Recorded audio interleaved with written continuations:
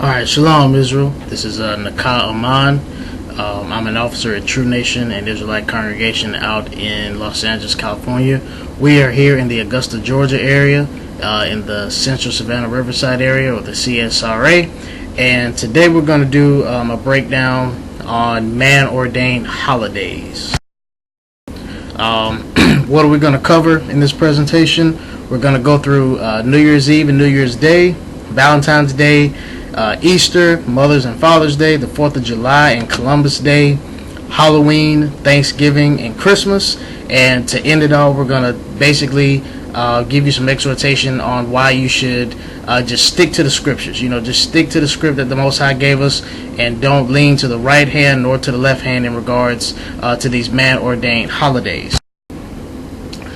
First, let's start with a scripture in Isaiah chapter 29, verse 13. It says, "Wherefore the Lord, or wherefore Yahweh said, For as much as this people draw near me with their mouth, and with their lips do honor me, but have removed their heart far from me, and their fear toward me is taught by the precept of men." When you go into what the precept of men means, it means the commandment of men. So basically what we got to see here is that the Most High is telling us that, our people are used to drawing towards him with their mouth, giving him lip service, but their heart is far from him, and their fear toward the Most High, or their reverence towards him, is taught by the commandment of men. Men will tell you when to worship, how to worship, what to worship, in regards to the Most High, when in actuality the Most High has already laid out exactly how he wants it done, when he wants it done, and how he wants it done.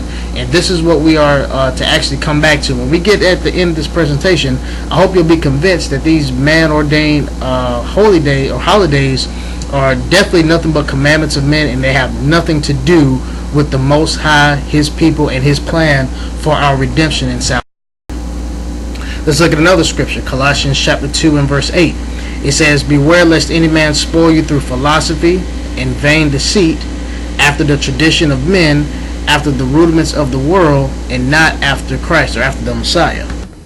Now my question is, what would the Messiah celebrate? A lot of people, there was one time, it was a fad some years ago, where people ran around with a bracelet or a t-shirt, the WWJD, what would Jesus do? Well, we need to ask ourselves, what would the Messiah celebrate?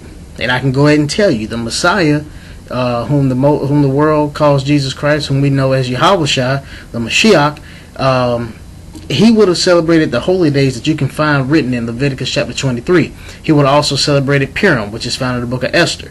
All right, the memorial of Simon, the destruction of Nicanor, and the dedication. Now, the dedication is also found in John chapter 10 and verse 22, but the memorial of Simon, Nicanor, and most of the information in regard to what the dedication is, you'll find that in the Apocrypha in 1st and 2nd Maccabees. A couple more scriptures here, or just one or two more.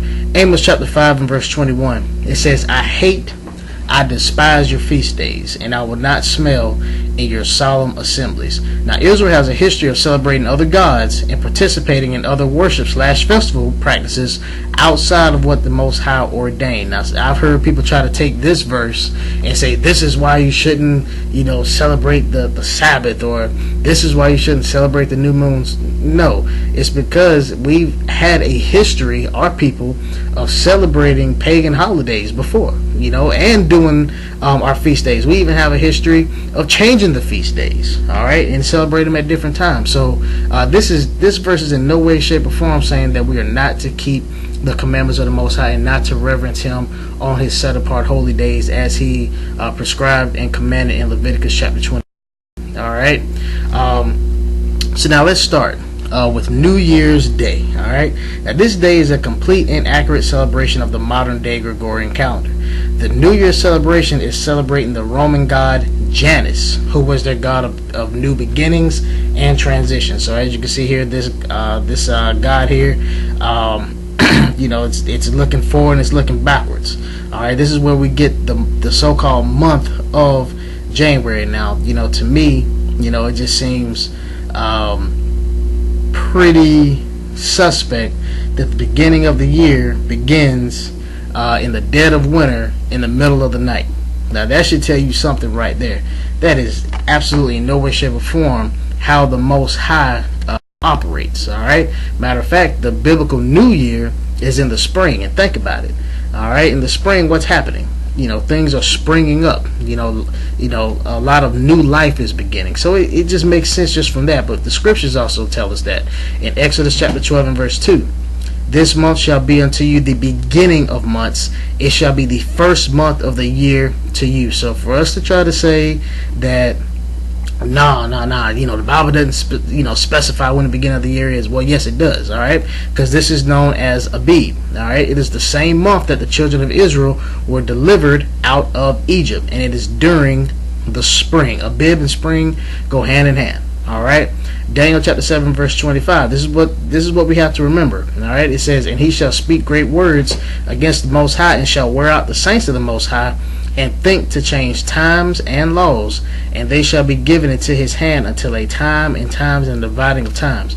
Well, we got to realize, going back to Colossians 2 and 8, these are rudiments of the world and traditions of men, to believe that the new year begins on December 31st at 12:01 a.m. And I know way back in the day, they had Dick Clark kissing his wife, and bam, the ball drops. New York City says it's a new year. No. All right. The Most High says the beginning of the year is in the spring. All right, when things are becoming new again, when new life is coming, things are blooming and blossoming.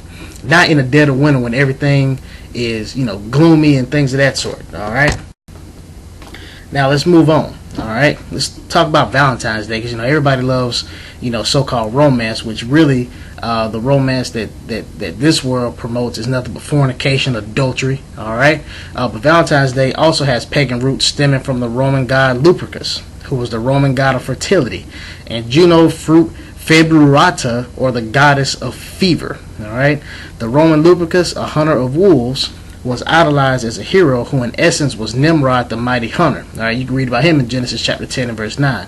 Also a hero of his time. In honor of Lupercus, a festival called Lupercalia was instituted on February 14th at midnight, where the festivities involved all forms of sexual debauchery and lewd acts of fornication. All right, so this whole be my Valentine, and let's go, and I gotta have I remember being in grade school, when Valentine's Day came around, you had to get a girl a carnation, and it was it was quote unquote a sin not to have a Valentine, or not to have some girl you talking to or something of that sort. Well, when you 14, 15, 16 years old, talking to her for what? All right, why you trying to talk to her. You trying to talk to her because you want to do something you ain't got no business doing. All right, you don't care if it's your girlfriend or not. It's Valentine's Day though. Right? I remember being in college, I worked at my college, and I remember around Valentine's Day, they were, part of my job was to promote quote-unquote safe sex, and we were giving out free condoms. Now, of course, this is, me being in the world, but now we weren't giving out no free condoms any other time, but around Valentine's Day now, because what? It's a spirit.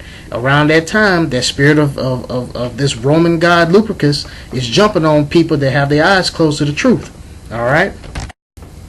Let's keep going. February 14th also correlates with the winter solstice, which occurred on January the 6th, which is said to be the birth of Baal, or the sun god Nimrod of the ancient pagans. You're going to hear a lot about Nimrod, all right? It was the custom of antiquity for the mother of a male child to present herself for purification on the 40th day after January 6th, which puts it at the evening of February 14th, the Lupercalia, or St. Valentine's Day. The Greeks called Lupercus Pan, all right, Pan, who was the god of lust and fornication. All right. Now, somebody else that you probably know about, all right, that Gerber baby. Y'all seen that Gerber baby? All right, known as Cupid. All right, meaning desire, lust, etc., was known to the Greeks as Eros, who was responsible for impregnating goddesses and mortals. The arrow which he shoots in his victim's rear end is a sublime action of sadomasochism, pain-producing pleasures. Also kind of gay. All right, but yeah, that pain-producing pleasure. That stuff. That ball and chain stuff. Put a ball in your mouth and gag you, and beat you with a whip or something like that. Just all kinds of just weird sexual desires, all right, around this time of the year. And it's definitely a spirit, and most I don't want us involved in these spirits. The Bible tells us that true love is keeping the commandments, and you can get that reference in 2 John chapter 6, all right. True love is keeping the commandments of the Most High, not going out and getting you a Valentine. All right. Now, if you want some, again, just like it says in the book of Revelation, the earth is bringing forth its witness to help us drown out all these lies that Satan is spewing at his people. When I say his people, I'm talking about the people of the Most High, the children of Israel. All right, but he's also deceived the whole world. But as you can see here, these are just statues of these different gods. Pan, Cupid. All right, you just look down at your right hand side here. You got your mighty hunter. What is he doing? All right, see, that's disgusting. All right, bestiality again around this time of year, just nasty, disgusting, sexual acts going on around this time of the year. All right, I've known people. It's Valentine's Day, so I gotta hook up with somebody. It's somebody they would never even talk to, but it's that spirit. All right. All right. Now here's just another statue or idol. All right, assisted by Vestal virgins, the Luperci or the male priest conducted purification rites by sacrificing goats and a dog in the Lupercal cave on Palatine Hill, where the Romans believed the twins Romulus and Remus had been sheltered and nursed by a she-wolf before they eventually founded Rome. Listen to that. All right, clothed in loincloths made from sacrificed goats and smeared in their blood, the Luperci would run about Rome, striking women with februa, thongs made from skins of the sacrificed goats. The Luperci believed that the floggings purified women and guaranteed their fertility and ease of childbirth. February derives from februa, or means of purification. To the Romans, February was also sacred to Juno Februata, the goddess of febrile fever, of love, and of women and marriage. On February 14th, billets, or small pieces of paper, each of which had the name of a teenage girl written on it, were put into a container. Teenage boys would then choose one billet at random. The boy and the girl whose name was drawn would become a couple, joining in erotic games at feasts and parties celebrated throughout Rome. After the festival, they would remain sexual partners for the rest of the year. This custom was observed in the Roman Empire for centuries. All right, so don't think that it's somebody just made up this cute little thing to every February in the public school system. Hey, let's everybody make a little card pouch and put your name on it, and everybody give each other Valentines and all that stuff. Now you see where that stuff is coming from. It's a commandment of men, a tradition of men. All right, it's a rudiment of the world. It is not after the Messiah. The Messiah would never have you putting somebody's name in a hat. And no. All right. Now let's talk about Easter and Lent. All right. The celebration of Easter originated from the Babylonians, who worshipped a goddess named Ishtar, which is pronounced Easter.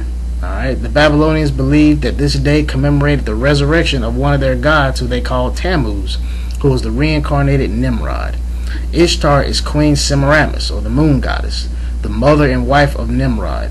When Semiramis became pregnant, she propagated a doctrine that after Nimrod's untimely death, his spirit had ascended to the sun and was from then on to be called Baal, the sun god. So you want to know why you getting up early Sunday morning looking at that sunrise on Easter Sunday? That's why. Alright. Now listen to this right here. Alright. 2 Kings chapter 17 verse 16. It says, "And they all left the commandment of Yahweh their power, and made them molten images, even 2 calves, and made a grove, and worshipped all the host of heaven, and served Baal," or Baal. So again, the scriptures even show you that our people were getting involved in this from way back then. Alright, and it's still happening even to this day. That's why we got to come out of her. Alright, my people. We got to come out of these commandments of men and these traditions and rudiments of the world. All right.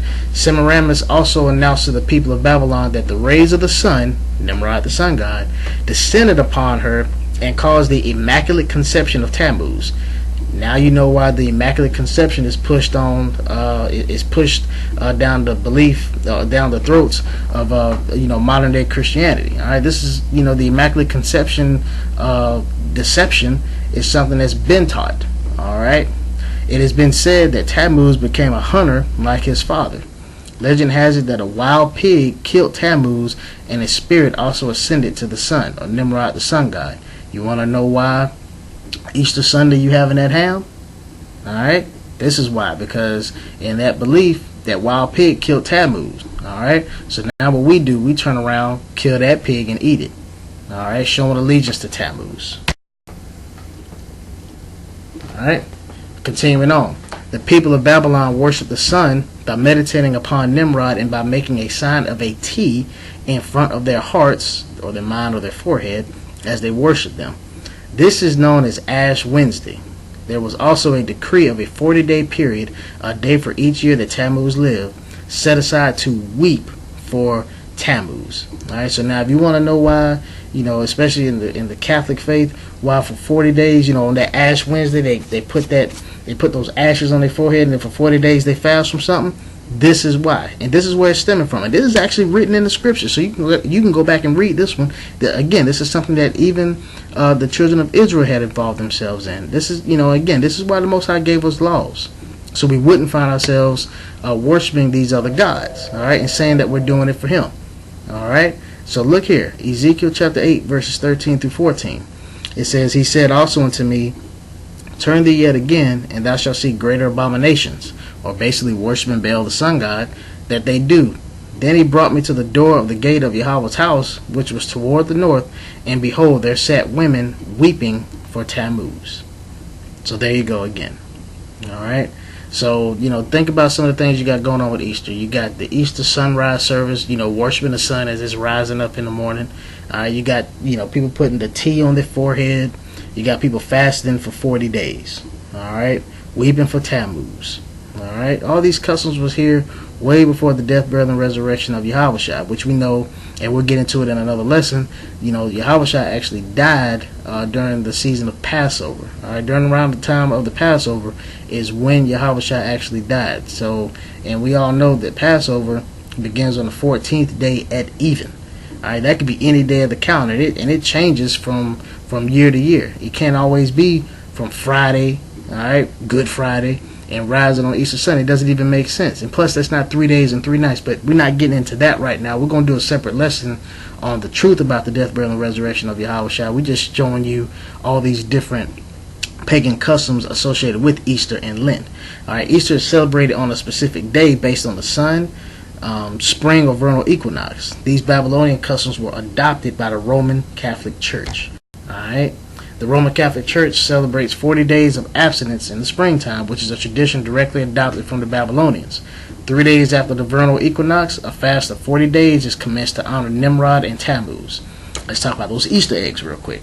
The Easter eggs are Ishtar's egg, and rabbits are symbols of fertility. Think about the Playboy bunny, alright? Or symbols of fertility deriving from the Babylonian pagan customs of worshiping Semiramis. The Greeks and Romans worshipped the same egg that the Babylonians worshipped in the past. Heliopolis and Typhon's egg are sacred eggs found in Greece and Rome. The Roman Catholic Church now has its own official pagan representation of Ishtar, which is now known as the Virgin Mother, alright, who stands upon the top of the sacred egg of Heliopolis with the serpent Typhon at her feet. Alright, now this right here, this is showing, the different idols that have, been throughout history, alright, of the Virgin Mother and her son. Basically, in a nutshell, Ashtaroth, alright, Molech, Bel, and you can go through all these things and read it for yourself, and go back and look at these pictures here. But just look at number 12 over there. That's basically what you see in the Catholic Church, but this was here way before. Alright, it's the same spirit, same paganism, same idolatry, just with different names in different regions, in different countries. Same stories, same stuff that's been adopted. Alright, and at the end of the day, it's all pagan. It's all incorrect. Alright, it's all going to take you to the lake of fire if you don't come from out of it. Alright,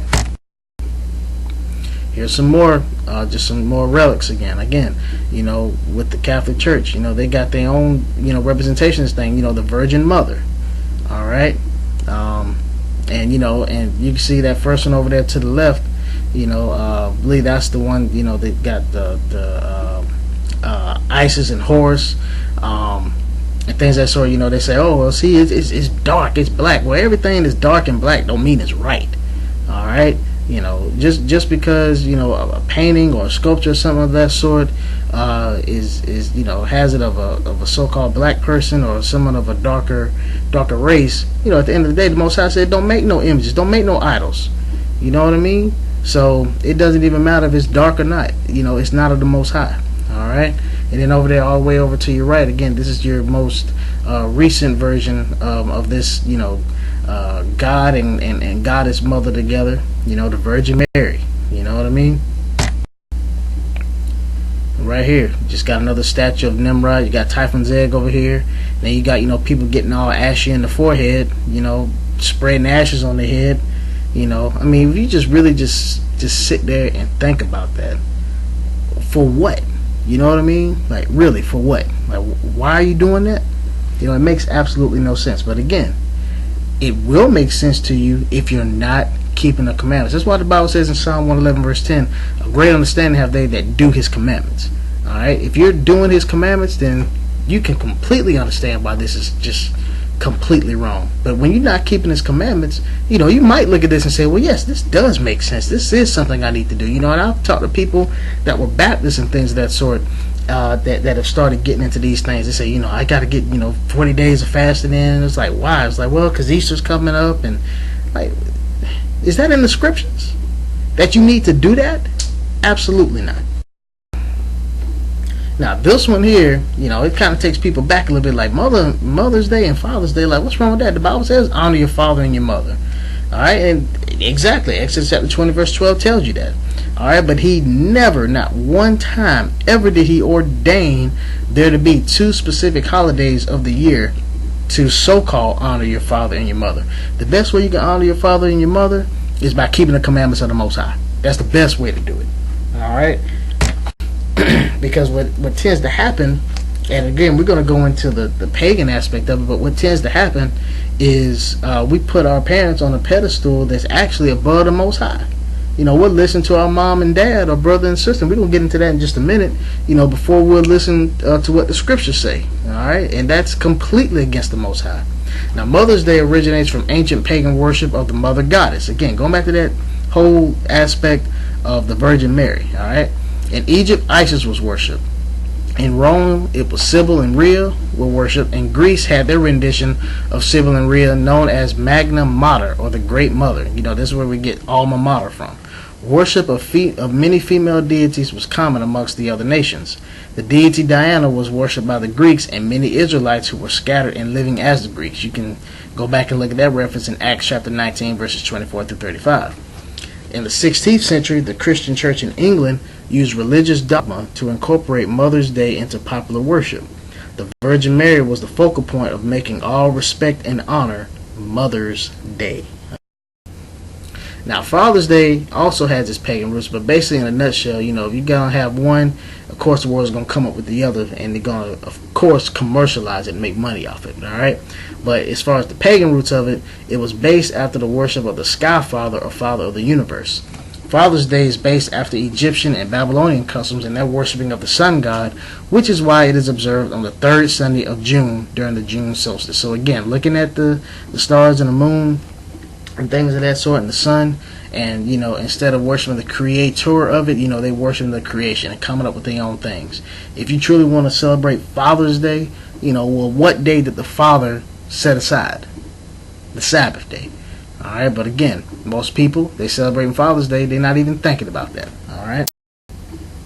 Now I got some relics here again, just going back to so-called Virgin Mary. You got this altar commemorating the Terobium offered to Magna Mater on the 26th of February in 295 CE by L. Cornelius Scipio Oratus. Alright, so again, just showing again, these different idols and statues, just showing that this stuff is real. We're not just coming and making this stuff up. This is history. Alright, you got your Virgin Mary over here, then you got the bare-breasted Ashtaroth here. Again, just going back in fertility, worshiping of the woman. Alright, now remember these couple things right here. Luke chapter 14 and verse 26 says, if any man come to me and hate not his father and mother and wife and children and brethren and sisters, yea, and his own life also, he cannot be my disciple. Now he's not telling you to hate your mom and your dad, your wife and your children, but basically you got to love them less than you love the Most High. Alright, that means that you gotta honor your father and your mother. You gotta love. If you're married and you have a wife, You have to love that wife just like the Messiah loves the church, or loves Israel. All right, you got children, you got to raise them up. All right, you got brothers and sisters, you got to love them. You know what I mean?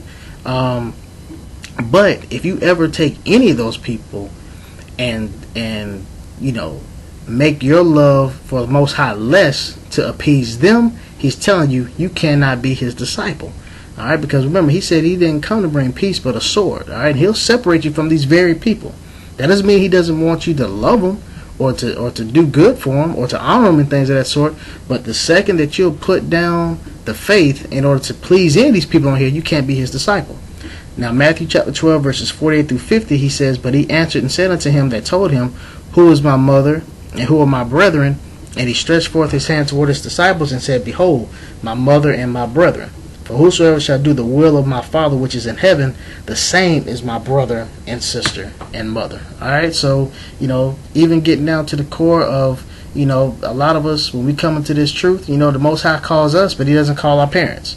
Most High calls us, he doesn't call our wife or our spouse. He calls us, but he doesn't call, your brother, your sister, your friends, your grandma, your grandpa, your auntie, your uncle. He only calls you. And sometimes, it kind of puts you on an island out there, by yourself. But, you got to remember, you have brothers and sisters in this faith with you. You know what I mean? And that's what, the Messiah is kind of, letting us know and kind of affirming to us. You know what? Hey, yeah, you're going to have a mother and a father and brothers and sisters and family members. But you know what? The ones that's in the truth with you, that are going through, they're pressing their way into the kingdom as well. That is your brother and that is your sister. All right, so, am I saying that you're not supposed to honor your father and your mother? Absolutely not. You're supposed to. All right, but in regards to celebrating Mother's Day and Father's Day and things of that sort, doing it, as a tradition of man, the rudiment of the world, a commandment of man, absolutely not. Not supposed to do it the way the world tells you to do it. Now, let's talk about the 4th of July. Well, what's wrong with a barbecue? Well, number one, grilling ain't wrong. Alright, cooking out ain't wrong, but number one, what are you eating? Alright, because most of the time when you look at these 4th of July barbecues, they ain't gonna be kosher, alright, because they got all kinds of pork on the grill, they got catfish frying and all that other stuff. Alright, but we're gonna look at the 4th of July and Columbus Day from another aspect. Let's rethink this. This is a picture that was painted around 1861. Alright, now these are slaves that are waiting to be sold in 1861. Listen to that date again. 1861. The Declaration of Independence was signed in 1776, but we were still being sold as slaves. Alright? The holiday was first observed in Philadelphia on July 8, 1776, at which time the Declaration of Independence was read aloud, city bells rang, and bands played. It was not declared a legal holiday, however, until 1941. The 4th is traditionally celebrated publicly with parades and pageants, patriotic speeches, and organized firing of guns and cannons and displays of fireworks. Early in the 20th century, public concern for a safe and sane holiday resulted in restrictions on general use of fireworks. Family picnics and outings are a feature of private 4th of July celebrations. But this is what I want you to think about real quick. Now, this thing got signed in 1776, but we was being sold still in 1861. You don't see the hypocrisy of that? If our forefathers could come, if they could come back, somebody that was sold in 1780, all right, and you have a conversation with them, and you tell them, yeah, we celebrate the 4th of July, and they say, well, what's the 4th of July? I say, that's our we celebrating our independence. They should smack you, all right, because we weren't even free. And truth be told, we've never been free in this land. Alright? It's just fact of the matter. We've never been free. We're not going to get our true freedom until we're back in our homeland, which is Jerusalem. Alright? Now, until then, what's going to make us free? The truth. And ye shall know the truth, and the truth shall make you free. That's John chapter 8 and verse 32. Psalm 119 verse 142 tells you that his law is the truth. Alright? His law, statutes, and commandments is what's going to get you to stop cooning on the 4th of July. Alright? He's going to put you in truth, and you're going to realize, hey, you know what? I ain't got time to be sitting around, faking around with no red, white, and blue on, cooking no barbecue chicken or whatever. You can barbecue chicken, but I ain't got to do it on the 4th of July. And I ain't got to go to no park, and I ain't got to have no picnic for it either.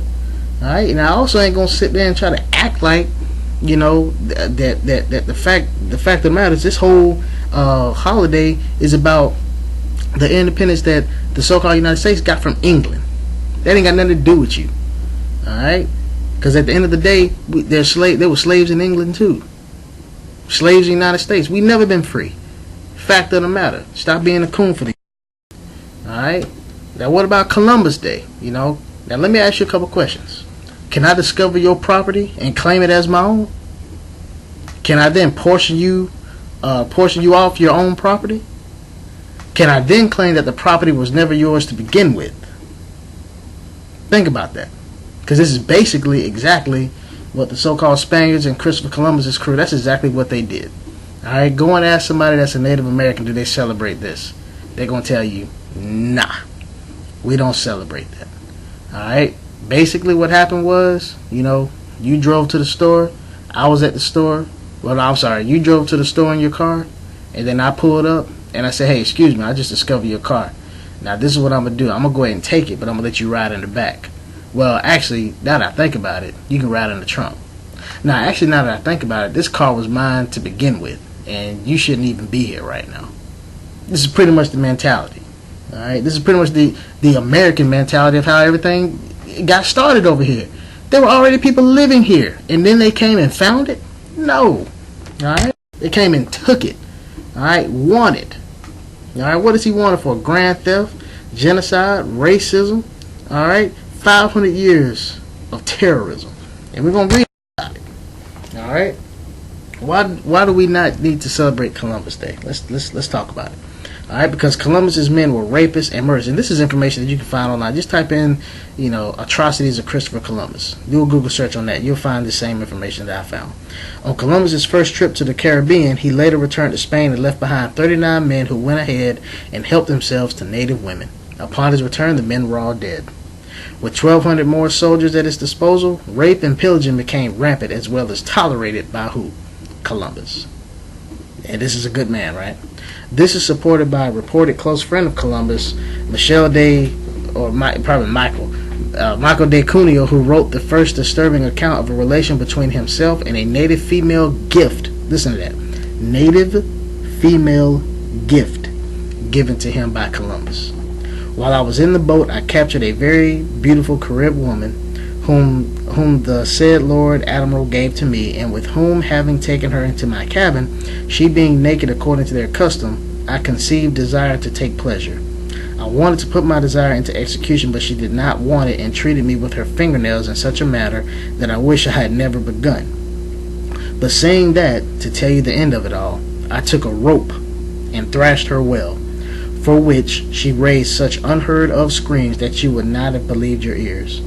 Finally, we came to an agreement, in such manner that I can tell you that she seemed to have been brought up in a school of harlots. Horrible. Several accounts of cruelty and murder include Spaniards testing the sharpness of blades on native people by cutting them in half, beheading them in contest, and throwing natives into vats of boiling soap. There are also accounts of suckling infants being lifted from their mother's breast by Spaniards, only to be dashed headfirst into large rocks. Bartolome de las Casas, a former slave owner who became Bishop of Chiapas, described these exploits. Such inhumanities and barbarianisms were committed in my sight as no age can parallel, he wrote. My eyes have seen these acts so foreign to human nature that now I tremble as I write. Now these are the disgusting, horrible things that were done to the Native Americans. Alright? Let's listen to some more. Columbus enslaved the native people for gold. Because Columbus reported a plethora of natives for slaves. Alright, so again, the so-called Native American Indians were slaves as well. Alright, rivers of gold and fertile pastures to Queen Isabella and King Ferdinand.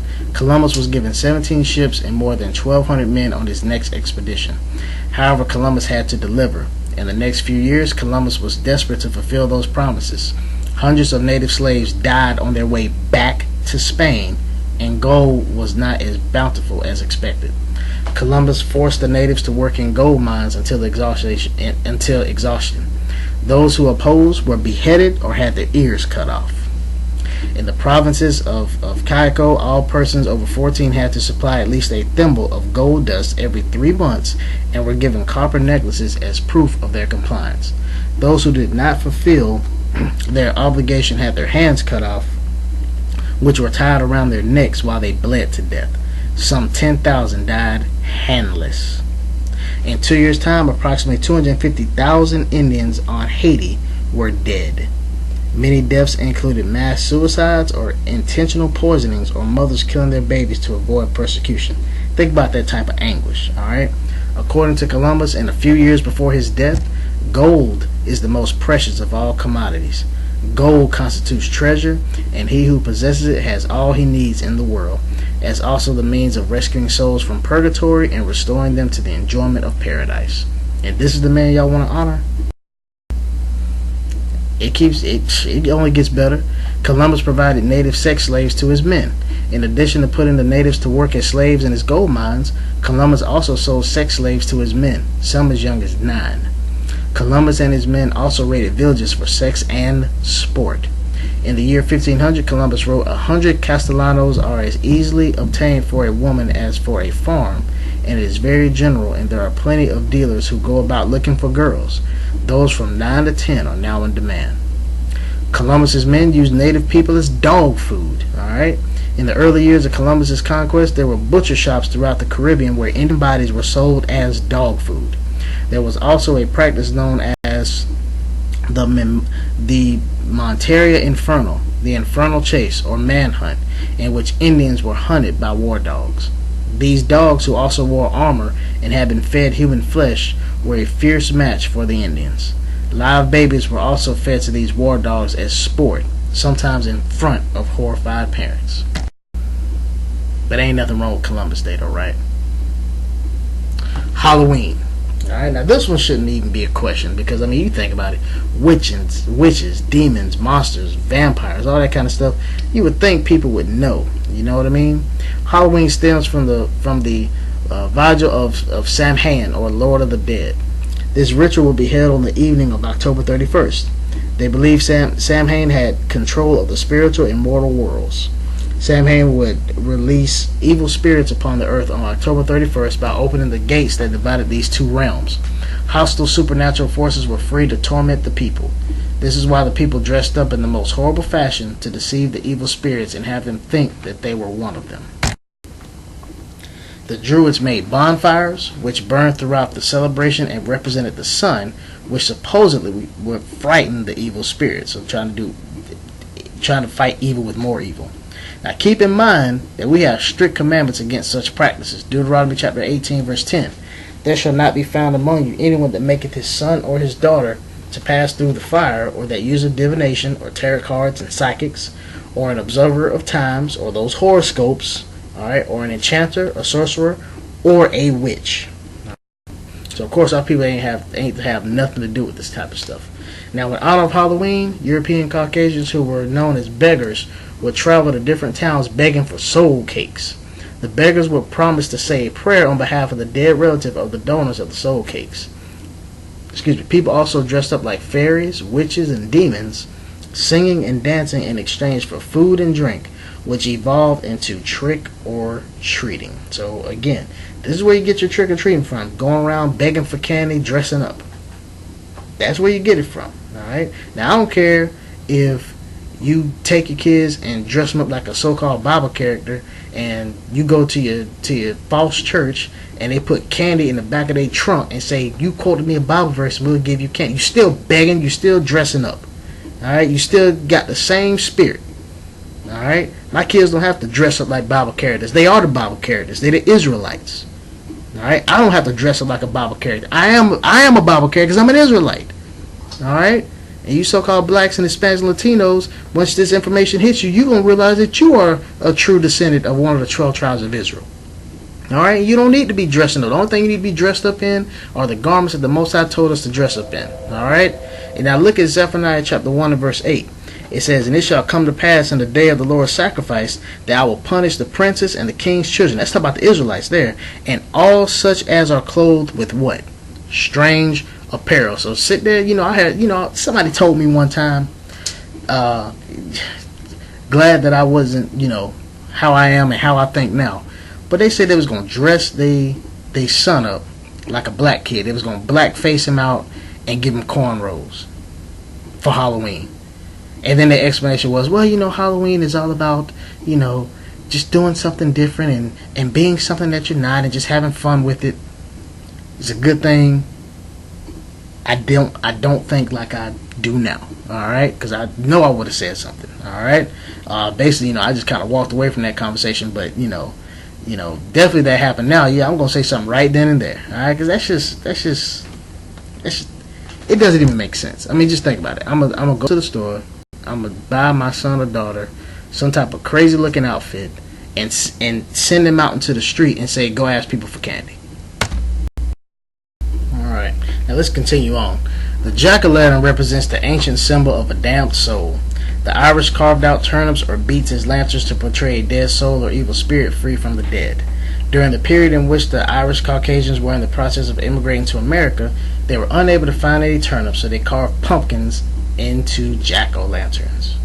So see, this is where you get it from. Now let's read this verse right here, because this verse right here, these couple verses, they can go along with many of these different holidays and just different aspects of life as we're in our captivity right now. These are the things we need to think about. Wisdom of Solomon in the Apocrypha, chapter 14, verses 16 and 21.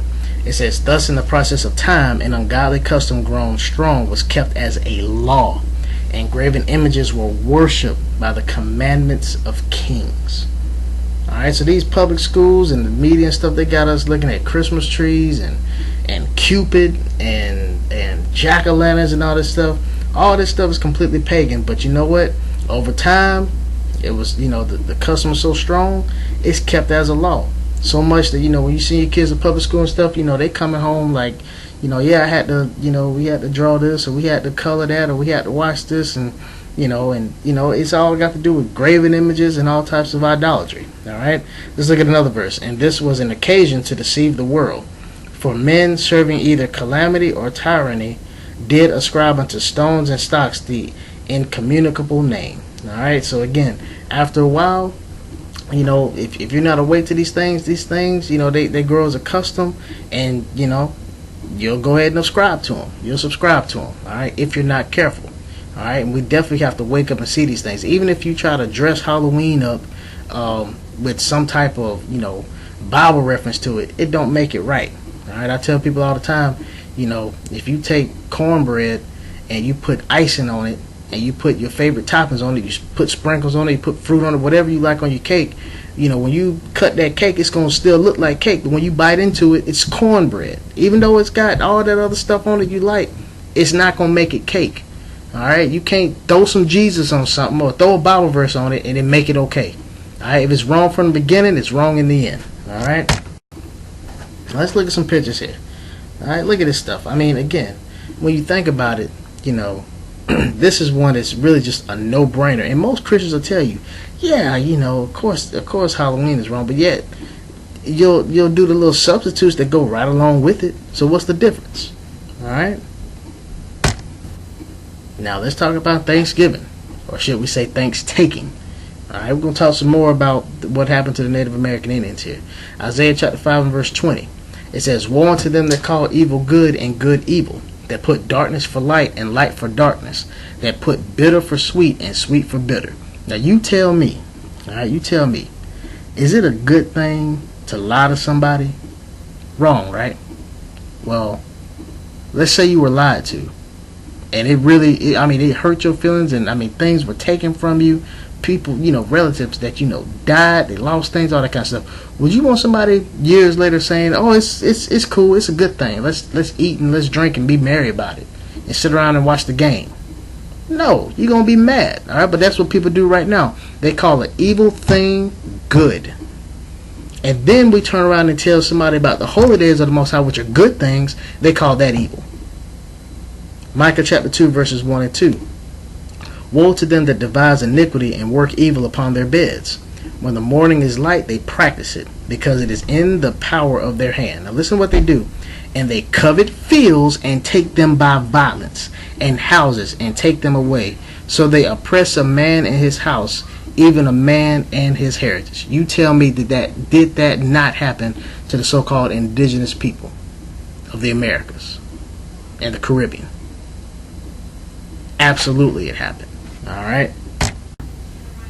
Let's keep going. The Native American population has been decimated, and those that remain have been resorted to living in impoverished conditions. It's been estimated that close to 1 million Native Americans remain and live on one of the 310 reservations in the U.S.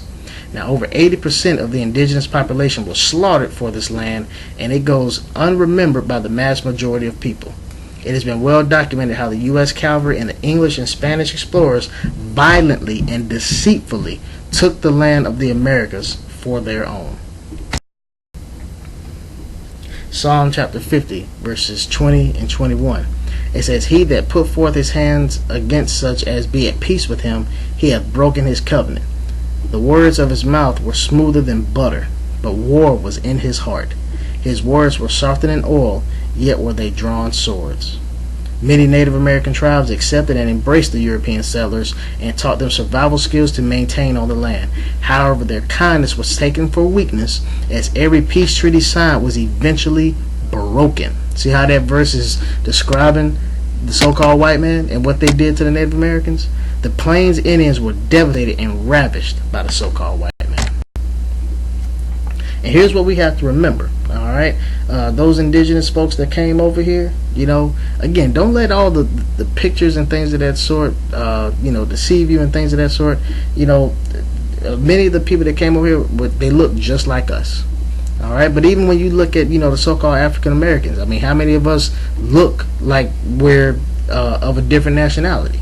All right, that's why we have to judge things by the Spirit. All right, the Spirit is going to bear witness with our spirit that we are the children of the Most High. We know that the true children of Israel were people of color, but that doesn't mean that all of them have to look the same. All right, remember the 12 tribes of Israel. Jacob was the progenitor of all 12 tribes of Israel, but he was with 4 women. All right. So, you got to keep, some things in mind, and then we've all of us, all 12 tribes, have all mixed ourselves with the people. All right. So we can't just solely go off of, skin complexion only and looks and things of that sort. Now, of course, there are very, detailed descriptions on how the children of Israel appeared, how they looked and things of that sort. But what you got to look at, though, you have to look at the law. You got to look at the prophecies. All right, and not so much the physical. You got to look with the spiritual eye as well. All right, because in 2nd Ezra chapter 13, verses 40 through 45, it's going to tell you what happened to the northern kingdom when they were taken into Assyria. Listen, it says, "Those are the 10 tribes which were carried away prisoners out of their own land in the time of Hosea the king, whom Salmanassar the king of Assyria led away captive, and he carried them over the waters, and so came they into another land. But they took this counsel among themselves, that they would leave the multitude of the heathen and go forth into a further country where never mankind dwelt, that they might there keep their statutes, which they never kept in their own land. And they entered into Euphrates by the narrow passages of the river. For the Most High then showed signs for them, and held still the flood till they were passed over. For through that country there was a great way to go, namely of 1.5 years, and the same region is called Arsareth." All right, you look up Arsareth in the so-called Jewish Virtual Library, it's going to tell you that they equated this land with the Americas. All right, you can also look, in the different pictures and things of that sort, and you'll see, some of those artifacts and things of that sort where they had, the 10 Commandments written in Hebrew. All right, and there's many books out there that go into the understanding that we have as Israelites, that those people that came over here, they were from Israel. All right, their forefathers were Abraham, Isaac, and Jacob. A lot of them spoke Hebrew. They knew the Hebrew customs. They wore fringes just like we're doing right now. All right, so they are our brothers according to the Spirit and according to the Scriptures. All right, again, let's just look at some of these pictures here. You can see the smallpox here that they gave to the so-called Native Americans. You can see here, you got a man at the top right-hand corner dashing a child against a stone, and they said they would do this to reserve bullets. You see there's, they're being hung. Again, we already read that they were taken as slaves in the different parts of the world, like in the Isle of Hispaniola. They were taken into Spain. All right, so the conquistadors And the so-called white man definitely did a number on the Native American Indians, just like they did to the so-called African American. Now let's talk about Christmas. Now, the simple question is this. If this is supposed to be a Christian holiday, meaning Christ-like holiday, then why do so many non-Christians, atheists, etc. celebrate this day? Tell me, why do they do it? Alright, because I'll tell you why. The date December 25th actually derives from the customs of the ancient Babylonians who worship Nimrod. Again, just about all the pagan practices you're going to find in some way, shape, or form come back to Nimrod. And you can read about Nimrod in the Bible in Genesis chapter 10. Alright, Deuteronomy chapter 4 verse 32. Listen to this. It says, "For as now of the days that are past, which were before thee, since the day that the Most High created man upon earth, and as from the one side of heaven unto the other, whether there hath been any such thing as this great thing is, or hath been heard like it." In other words, basically ask the Most High, has anything like this ever happened before? Or has anybody ever celebrated this type of stuff before? Well, Ecclesiastes chapter 1 verse 9 says, "The thing that hath been, it is that which shall be, and that which is done is that which shall be done, and there is no new thing under the sun." Alright, so we're about to see people celebrating Christmas way before Yahweh Shai even on the scene. The concept of the Christmas tree originated during the Babylonian Empire in honor of King Nimrod. In ancient times, the Christmas tree was the palm tree denoting the pagan messiah as Nimrod. In Roman times, the Christmas tree was the fir tree. After the untimely death of Nimrod, his mother and wife Semiramis propagated the doctrine of the survival of Nimrod as a spirit. She claimed that Nimrod's spirit had given life to a dead stump overnight, which then became a full-grown evergreen tree. On the anniversary of Nimrod's spiritual birth, which is the day we now know as December 25th, Semiramis would leave sacrifices or gifts around this tree. Alright, now, let me ask this question too. Alright, now if you celebrate your birthday, let's put it like this. Say you were celebrating somebody's birthday. Would you call them over to your house and be like, "Hey, I want to celebrate your birthday. I got a tree up." Like, who puts up a tree on their birthday? Alright, well, you tell me then. If you claiming that all you want to do is just celebrate the fact that he was born, why are you putting up a tree when you do or when you have celebrated somebody's birthday? Did you put up a tree? It makes absolutely no sense. It's got to stem from something and somewhere. Alright? Now, this entirely accounts for the placing of the Eula log into the fire on Christmas Eve and the appearance of the Christmas tree the next morning. Now, so people have been worshiping trees. Let's go to Jeremiah chapter 10, verses 2 through 4. It says, "Thus saith Yahweh, learn not the way of the heathen, and be not dismayed at the signs of heaven, for the heathen are dismayed at them. For the customs of the people are vain. For one cutteth a tree out of the forest, the work of the hands of the workmen, with the axe. They deck it with" what? "Silver and gold." Alright? Just like the song says, they deck it with silver and with gold. They fasten it with nails and with hammers that it move not. Well, that ain't my tree because mine plastic and mine don't need nail. It's the same thing. It's the same exact thing. Just because you don't literally use a nail with hammers, that's what they did do.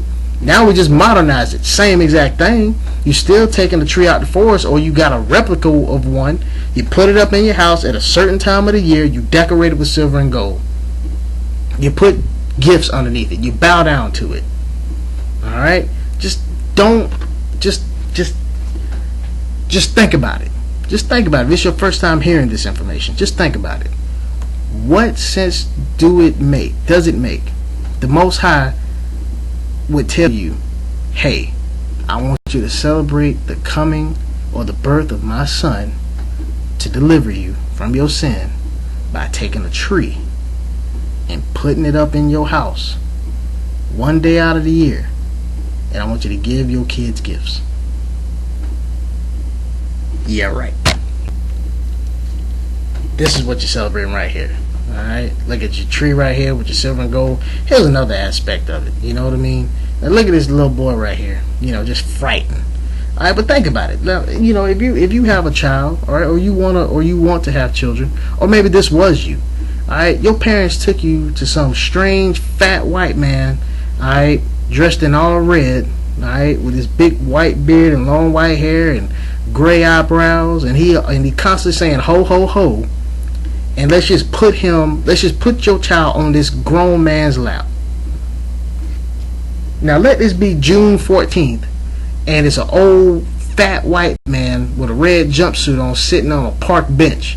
You gonna go up to him and put your son or your daughter on his lap? But because it's Christmas, all of a sudden it's cool to do it.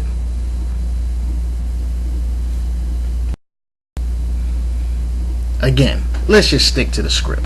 Alright? Let's just stick to what the Most High told us to do, because you can't go wrong with that.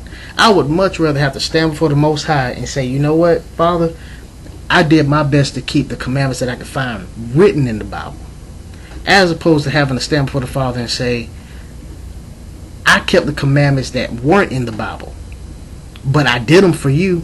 That's where he says, don't have any other gods before me. Let me give you this example real quick. You'll probably hear this on other videos. Say you have a spouse, right? You have a spouse and you have an ex-boyfriend, ex-girlfriend, or whatever. All right, I'll say it for a wife example. Okay, say I'm married and my wife's birthday is in June. Okay, and I have an ex-girlfriend. Her birthday is in July. All right. Now, my wife likes chocolate cake. My ex-girlfriend likes carrot cake. All right. When my wife's birthday comes around, instead of celebrating it in June, I celebrate it in July. And instead of having the cake that she likes, I have carrot cake. She's gonna be pretty upset, ain't she? She's gonna be very upset. Well, it ain't no, because you know why? Because what I'm doing is I'm throwing a former relationship up in her face. That's disrespectful. Well, this is what you're going to continue to do if you keep celebrating these pagan holidays. You're going to throw up in the Most High's face all these other gods we've been talking about. Nimrod, Lupercalia, all right? Tammuz, Ashtaroth, Baal, Jupiter, all right? Cupid. You're going to throw up all these other gods and goddesses in the face of the Most High and say, yeah, I know it was, all that other stuff was connected with it, but you know what, I did it, I did it for you though. It was really for you. I put, I was thinking about you. I was thinking about your birth. I was thinking about how you came. I was thinking about your resurrection. Alright? Or you're going to throw up in his face the slaughter of his people. Well, the Bible says always give thanks. So on the fourth Thursday in November, we gave thanks over that pork, over that ham, and over that turkey and stuffing. He don't want that. He don't want you commemorating the death of Israelites. Would you go around and celebrate the hanging of your forefathers and say that's Thanksgiving? Heck no. All right. Now getting back, let's just go ahead and let's stick to the scriptures. Isaiah chapter 66 verse 23. Now this is a future prophecy. All right. And that's why the book of Judges chapter 5 verse 11 tells us to rehearse the righteous acts. We're supposed to be rehearsing these things now, because this is what's coming. This is what's here right now, and this is what's coming in the world to come. It says, "This shall come to pass that from one new moon to another, and from one Sabbath to another, shall all flesh come to worship before me, saith the Lord," or saith Yahweh. So what are the days and times we supposed to be worshiping the Most High, and the things that we should set aside in regards to worship? Well, I actually start down at the bottom with the Sabbath day. This happens every seventh day of the week, from Friday night sundown to Saturday night sundown. All right, that is our actual weekly worship day. Then you have the new moon, all right, which is the beginning of every month, which we're going to do a full breakdown of that, and that's the beginning of every month at the dark moon. All right, from there you've got Passover. All right, this is actually what the Messiah himself celebrated, Luke chapter 22. All right, and then the Feast of Unleavened Bread that's directly related with it. So for 7 days we don't eat any products with leaven in it. All right, we get leaven out of home. What does that represent? Well, we know that he was our Passover. All right, he was that lamb that was prophesied. That's why John said, "Behold, the lamb which taketh away the sins of the world." All right, so when we celebrate Passover and unleavened bread, we are actually commemorating his death like he told us to, and we're working on getting sin, continuing to get sin out of our lives, which is why Paul talks about it in 1 Corinthians. All right, and again, we're going to do a full breakdown on all these holy days soon, but I'll just kind of give you just a quick synopsis of them. All right, then you got Pentecost, or the Feast of Weeks. All right, which is, you'll count 7 Sabbaths plus 1 day. That's where you get the number 50, or Penti. All right, this also represents in Acts chapter 2 when the Holy Spirit came down on the day of Pentecost. All right, so there's something commemorating again the Comforter coming. All right, the Feast of Trumpets. All right, in the 7th month on the 1st day of the month. Think about all the times you read about trumpets throughout the scriptures. You got the 7 trumpets in the book of Revelation. When the Messiah himself comes back, he's coming back with a trumpet blast. All right, you got the Day of Atonement. And also with the trumpets, that's a calling together. It's a calling of assembly together.